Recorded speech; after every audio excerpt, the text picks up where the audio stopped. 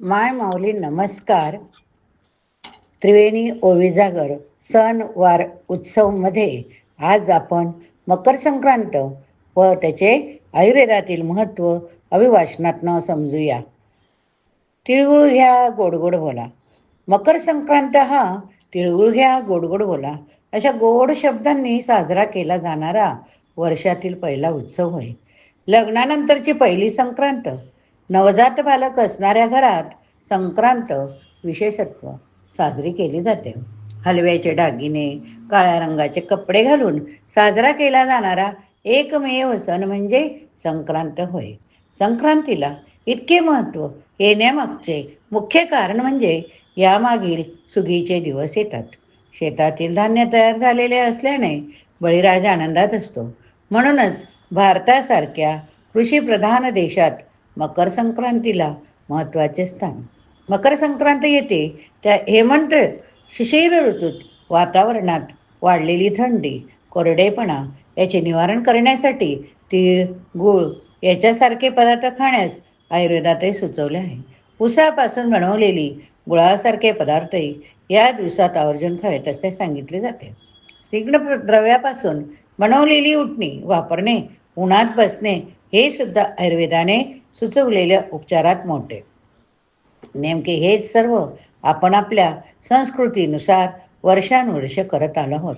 संक्रांतीच्या दिवशी तिळाचा अधिकाधिक उपयोग करण्याची पद्धत आहे.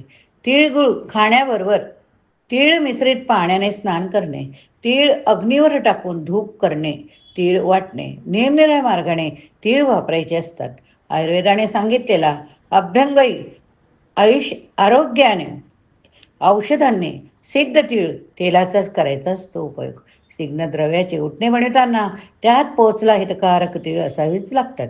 पतंग उडविण्याच्या निमित्ताने अंगार ऊन घेतले जाते म्हणजे सूर्यस्नान होय. इतर सणासुदीच्या दिवसात तितकीशी मान्यता नसणारे काळ्या रंगाचे कपडे संक्रांतीच्या दिवशी मात्र आवर्जून घातले जातात. कारण काळ्या रंगामुळे सूर्यशक्ती अधिकाधिक आकर्षित करून घेतली जाते. यामागे थंडीचे निवारण हाच हेतू होय. सूर्यशक्ती, सूर्याचे तेज आरोग्याला उत्तम हातभार लावणारे असते. आयुर्वेदात सूर्याचा दृष्टी म्हणजेच डोळ्यांचे संबंध जोडलेला दिसतो. सूर्य हा विश्वातील प्राण होय. या सूर्यामुळेच डोळ्यात प्राण असतो आयुर्वेदात सांगितले आहे.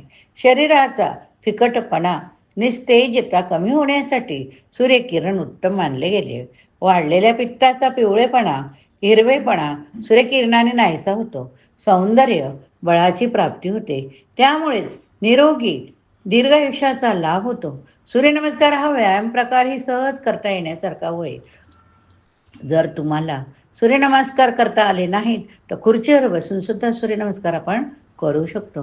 अनेक आसनांचा एकत्रित फायदा करून देणारा सूर्यनमस्कार होय. नियमित योग्य प्रकारच्या सूर्यनमस्कारामुळे हृदय, फुफ्फुसाची कार्यक्षमता वाढण्यास, शरीरशक्ती वाढण्यास, शरीराला बळकटी येण्यास अतिशय चांगला उपयोग होतो. भारतासारख्या देशात सुदैवाने सूर्यप्रकाशाची कमतरता नाही हो. उगवत्या सूर्याला अर्धी देण्याची पूर्वीपासूनच प्रथा आहे. म्हणूनच आपण यावर्षी त्रिवेणी उजागर उपक्रमातून सूर्य अर्ध्य, सूर्याची उपासना, सूर्यनमस्कार आयोजन केलेले आहे. भारतीय संस्कृतीमध्ये पूर्वीपासूनच ही पद्धत आहे. आपल्याला जरी अर्धे देता आले नाही तरी कोवळ्या उन्हात 10-15 मिनिटं बसणे आपल्याला शक्य नाही. त्याबरोबर ध्यान, प्राणायाम केले तर दुधामध्ये साखर पडल्यासारखे हो.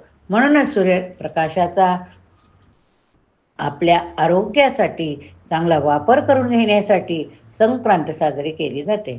संक्रांतीच्या निमित्ताने सुरुवात केलेली सूर्योपासना जर वर्षभर सुरू ठेवली तर निश्चितच संपूर्ण वर्ष आरोग्यदायी जाईल. बोला तिळगुळ घ्या गोडगोड बोला, तिळगुळ घ्या गोडगोड बोला.